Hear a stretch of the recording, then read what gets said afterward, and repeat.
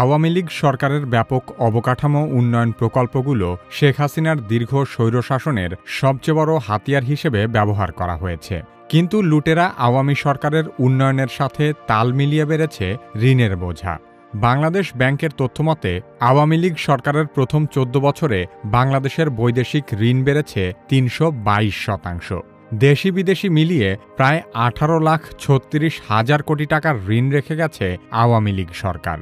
বাংলাদেশ যদি নতুন করে আর কোনো ঋণ নাও নেয়, তারপরও হাসিনা সরকারের ঋণ পরিশোধ করতে বাংলাদেশের আরও ৪০ বছর সময় লাগবে। ২০০৯ সালে আওয়ামী লীগ ক্ষমতায় আসার পর থেকে ১২টি মেগা প্রকল্প গ্রহণ করেছিল, যার প্রাথমিক নির্মাণ ব্যয় ধরা হয়েছিল ৫ লক্ষ কোটি টাকারও বেশি। উন্নয়নের জন্য ঋণ করা এসব তহবিল হরিলুট করে ভাগাভাগি করে নিয়েছে পিয়ন থেকে শুরু করে প্রধানমন্ত্রী পর্যন্ত সবাই। দেশের সবচেয়ে বড় ও ব্যয়বহুল প্রকল্প রূপপুর পারমাণবিক বিদ্যুৎ কেন্দ্র থেকে শেখ হাসিনা একাই প্রায় ৬০,০০০ কোটি টাকা আত্মসাৎ করেছে বলে অভিযোগ উঠেছে। আনুষ্ঠানিক হিসেবেই শেখ হাসিনার আমলে প্রতিবছর প্রায় ৯২,০০০ কোটি টাকা করে দেশ থেকে পাচার হয়েছে। অনানুষ্ঠানিক হিসেবে এই সংখ্যাটা আরও অনেক বড়। স্বৈরাচার শেখ হাসিনা বাংলাদেশের অর্থনীতিকে কিভাবে ধ্বংস করেছে সে সম্পর্কে আলোচনা করা হবে কি কেন কিভাবের এই পর্বে। কি কেন কিভাবে চ্যানেলে আপনি নতুন হলে অনুরোধ করব সাবস্ক্রাইব করে বেল আইকনটিতে ক্লিক করুন।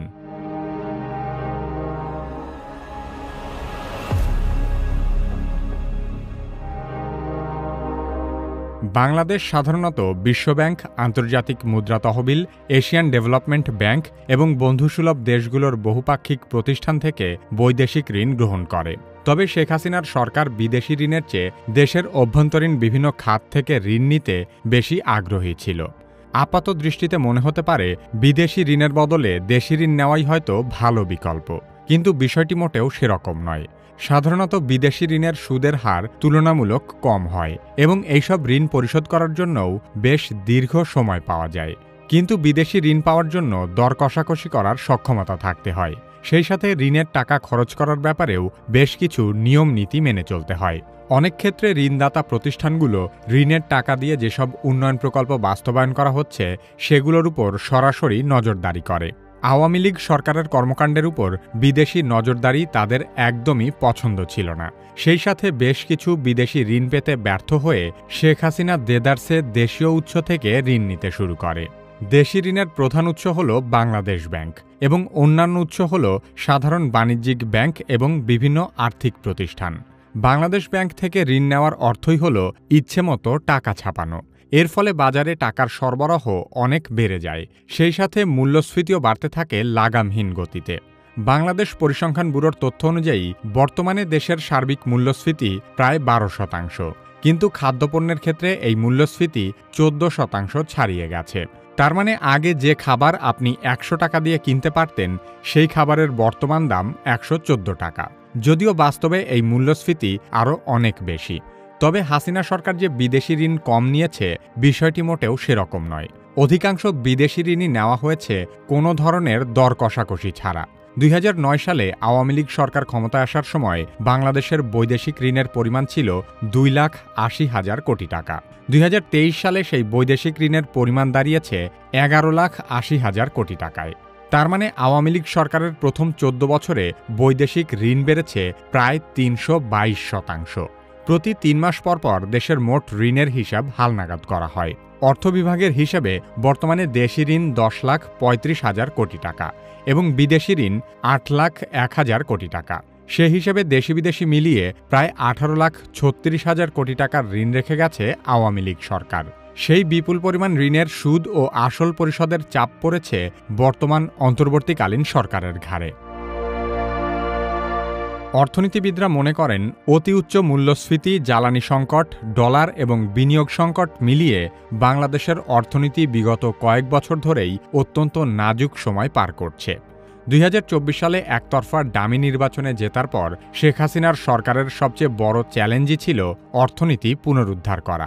কিন্তু বরাবরের মতোই শেখ হাসিনা তার উন্নয়নের ভেলকি দেখিয়ে প্রকৃত অর্থনৈতিক সমস্যা সমাধানের ব্যাপারে ছিলেন সম্পূর্ণ উদাসীন। শেখ হাসিনার বেসরকারি খাত বিষয়ক উপদেষ্টা ছিলেন দরবেশ হিসেবে খ্যাত সালমান এফ রহমান। তার মানে বাংলাদেশের সরকারি খাতের বাইরে যত ধরনের বিনিয়োগ এবং অর্থনৈতিক কর্মকাণ্ড ঘটেছে তার সবকিছু প্রত্যক্ষ এবং পরোক্ষভাবে নিয়ন্ত্রণ করেছে দেশের অর্থনৈতিক খাতের সবচেয়ে বড় এই দুর্বৃত্ত। দরবেশের প্রতিষ্ঠানগুলো দেশের 4টি সরকারি এবং 3টি বেসরকারি ব্যাংক থেকে প্রায় 36,865 কোটি টাকা ঋণ নিয়েছে। শেয়ারবাজার কেলেঙ্কারিতে সালমান এফ রহমানের নাম বারবার উঠে এসেছে। বিশেষ করে 2010 সালে জিএমজি এয়ারলাইন্সের মাধ্যমে শেয়ারবাজার থেকে 400 কোটি টাকা হাতিয়ে নেওয়ার ঘটনায় তার ভূমিকা ছিল সবচেয়ে উল্লেখযোগ্য। সাবেক স্বৈরশাসক শেখ হাসিনার প্রশ্রয়ে ব্যাংক দখল, লুটপাট আর অর্থবাজারের আরেক খলনায়ক এস আলম গ্রুপ কোনো ধরনের আইনের তোয়াক্কা না করে সরকারি গোয়েন্দা সংস্থার সহযোগিতায় ব্যাংকের মূল মালিকদের মাথায় অস্ত্র ঠেকিয়ে ইসলামী ব্যাংকসহ দেশের 7টি ব্যাংক দখলে নেয় এস আলম গ্রুপ। একের পর এক দেশের বড় বড় ব্যাংক দখল করে নেওয়ার এই প্রক্রিয়ায় এস আলম গ্রুপকে সরাসরি সহায়তা করেছে খোদ বাংলাদেশ ব্যাংক। ইসলামী ব্যাংকগুলোকে জামাতমুক্ত করার নামে শেখ হাসিনা দেশের 4টি ইসলামী ব্যাংককে এস আলমের হাতে তুলে দিয়েছে। সেই সুযোগকে কাজে লাগিয়ে ব্যাংকগুলোতে মাত্র কয়েক হাজার কোটি টাকা বিনিয়োগ করে তার বিপরীতে প্রায় 2,51,000 কোটি টাকা লুট করেছে এস আলম গ্রুপ। এর মধ্যে শুধুমাত্র সিঙ্গাপুরেই 1 লক্ষ কোটি টাকার বেশি পাচারের অভিযোগ রয়েছে এস আলমের বিরুদ্ধে। অর্থনীতিবিদরা বলেন, একটি দেশের ব্যাংকিং খাত সেই দেশের অর্থনীতির হৃৎপিণ্ডের মতো। শেখ হাসিনার মাফিয়া সরকার দেশের সকল আর্থিক খাতে সীমাহীন দুর্নীতি আর লুটপাটের মাধ্যমে বাংলাদেশের হৃৎপিণ্ডে ছুরি চালিয়েছে। শেখ হাসিনার প্রশ্রয়ে বেনজির, আসাদুজ্জামান এবং হারুনের মতো পুলিশ কর্মকর্তারা প্রত্যেকেই হাজার হাজার কোটি টাকার সম্পদের মালিক হয়েছে। মাফিয়া হাসিনা সরকারের দুর্নীতিবান্ধব প্রশাসনে মতিউরের মতো সরকারি কর্মকর্তারা সীমাহীন লুটপাট করে বিদেশে অসংখ্য বেগমপাড়া গড়ে তুলেছে। এমনকি শেখ হাসিনার পিয়ন থেকে শুরু করে পিএসসির ড্রাইভার পর্যন্ত সরকারি নিম্নপদস্থ কর্মচারীরাও হয়েছে শত শত কোটি টাকার মালিক। এর বাইরে রাজনীতিবিদদের অপকর্মের ফিরিস্তি তো বাকিই আছে। এগুলো সবই হিমশৈলের চূড়ামাত্র। যে কয়জনের দুর্নীতি আমাদের সামনে এসেছে তাতেই এত ভয়াবহ চিত্র দেখা যাচ্ছে। সকল ক্ষেত্রে নজিরবিহীন দুর্নীতির প্রকৃত চিত্র উঠে আসলে তখনই আসলে বোঝা যাবে যে শেখ হাসিনা বাংলাদেশের কত বড় ক্ষতি করে গেছে। একদিকে দুর্নীতির মাধ্যমে দেশের অর্থনীতিকে ফোকলা করে ফেলা, অন্যদিকে ব্যাপক দেশি বিদেশি ঋণ গ্রহণের মাধ্যমে বাংলাদেশকে একটি গভীর সংকটে ফেলে দিয়ে গেছে হাসিনা সরকার।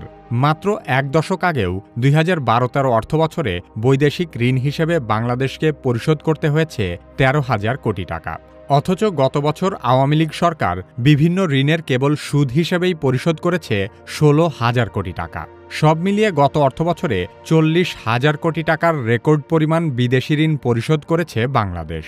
অর্থ মন্ত্রণালয়ের প্রতিবেদনে বলা হয়েছে 2030 সাল থেকে বাংলাদেশকে প্রতি বছর 61,000 কোটি টাকারও বেশি ঋণ পরিশোধ করতে হবে। বাংলাদেশ যদি নতুন করে আর কোনো ঋণ না নেয় তাহলেও বর্তমান ঋণের বোঝা শোধ করতে 2062 সাল পর্যন্ত ঋণের সুদ এবং আসল পরিশোধ করতে হবে। এত কিছুর পরেও শেখ হাসিনা নতুন ঋণ নেওয়ার প্রক্রিয়া একেবারে বন্ধ করেনি। আওয়ামী লীগ সরকার আরও প্রায় 5 লক্ষ কোটি টাকা ঋণ নেওয়ার বিষয়ে আলোচনা ও পরিকল্পনা করছিল।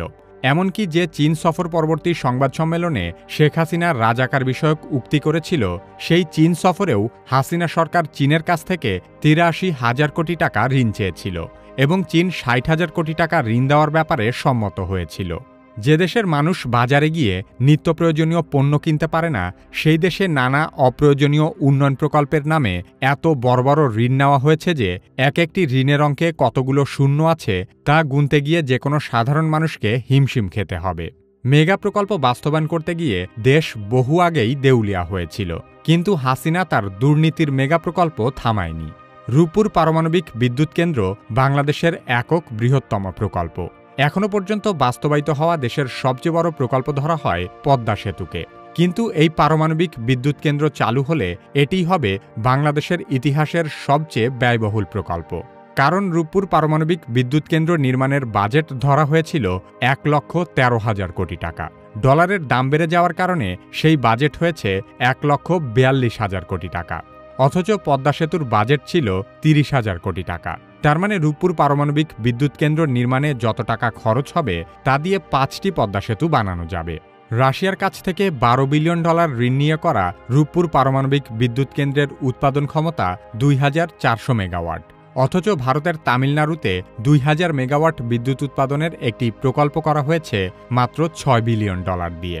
বাংলাদেশে একই প্রযুক্তির পারমাণবিক বিদ্যুৎ কেন্দ্র বানাতে ভারতের চেয়ে দ্বিগুণ খরচ হলো কেন?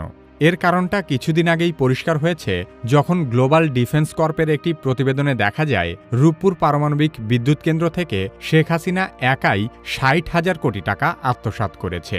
মালয়েশিয়ার কয়েকটি ব্যাংকের মাধ্যমে এই টাকা পাচার করতে সহযোগিতা করেছে শেখ হাসিনার পুত্র সজীব ওয়াজেদ জয় এবং তার ভাগ্নি যুক্তরাজ্যের পার্লামেন্ট সদস্য টিউলিপ সিদ্দিক। শেখ হাসিনা কথায় কথায় মেগা প্রকল্পগুলো নিয়ে এমন আচরণ দেখিয়েছে যেন এগুলো সে তার নিজের পকেটের টাকা দিয়ে তৈরি করেছে।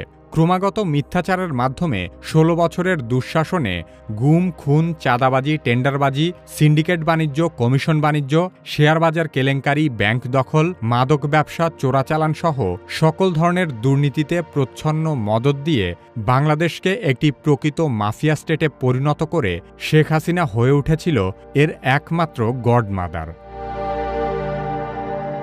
আমাদের ভিডিওগুলো ফেসবুকে দেখতে চাইলে কেন কিভাবে ফেসবুক পেজ লাইক এবং ফলো করুন। পরবর্তী ভিডিও আপলোড হওয়ার সাথে সাথে দেখতে চাইলে কেন কিভাবে সাবস্ক্রাইব করে বেল আইকনটিতে ক্লিক করুন।